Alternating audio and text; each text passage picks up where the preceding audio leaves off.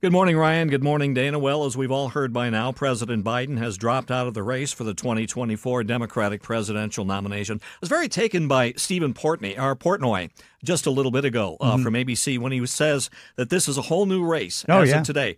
Everything starts over. It's all different as of today. Toss out the polling, toss out everything you knew about this race. I still think that Donald Trump is the front runner right now, but everything else is a new dynamic. You had a Democratic base that, talk about not being energized. I mean, I said, and I've said this for a long time, since Biden became the presumptive nominee, there really weren't Biden supporters, like people thrilled to go to the ballot box and vote for Biden. It was more they were voting against Trump. I think you're going to see some in the Democratic Party excited to vote for Kamala Harris, as hard as that is to believe for some people who think that she's a disaster. The fact is there is going to be a lot more energy on the Democratic side now than there was before. The money is flowing in and the infrastructure is going to remain in place. What was built out by the Biden campaign will be transferred right over to the Harris campaign now, along with that money. So her being the nominee, and she is going to be the nominee, that makes a big difference from a logistical standpoint. Yeah, I'm going to have to double check these figures, but I have seen a report that's been like 50 million in the past overnight. 24 hours has come in for Kamala Harris, who is doing the work right now. She is calling these donors. She is calling party officials around the country. Her statement, earn and win the nomination, I think says an awful lot about what her approach is going to be going forward before the Democratic convention in Chicago. Yeah, President Biden endorsing her, not in the original statement. And when he put that statement out, he was getting out of the race and didn't endorse Kamala Harris. It was like, okay, well, what's going to happen next? Yeah, is he what's going going on her here? Or not? Yeah, then it was like 20 minutes later, there was a tweet. Now, there are some issues that Kamala Harris is going to have to overcome.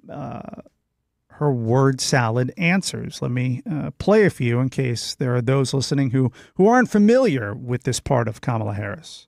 Ukraine is a country in Europe. It exists next to another country called Russia. Russia is a bigger country. Russia is a powerful country. Russia decided to invade a smaller country called Ukraine. So basically that's wrong. So actually, I think that's a pretty good explanation, dumb it down for little kids. So I understand it, so that's a good way to explain geopolitics. Maybe that is helpful. Yeah, that's actually not bad at all. Nothing wrong with what she just said. No, very simple. Here's another one. Maybe there will be more problems found in this answer.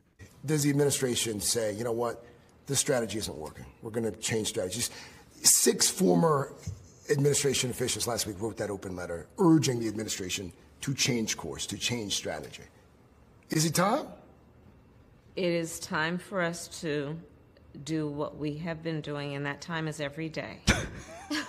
Every day it is time for us to agree that there are things and tools that are available to us to slow this thing down. That's actually, it's solid answer. I've got to take notes on that. Yeah. Slow time down. Right. What can be unburdened by what has been. Yeah, hang on, there's more.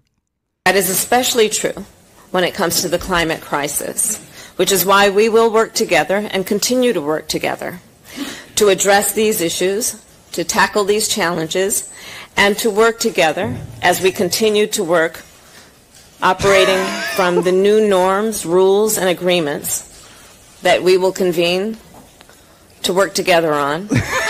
Okay, so there are some issues. Hang on. Wait. There's more. Well, I think culture is a reflection of our moment and our time, right? And present culture is the way we express how we're feeling about the moment.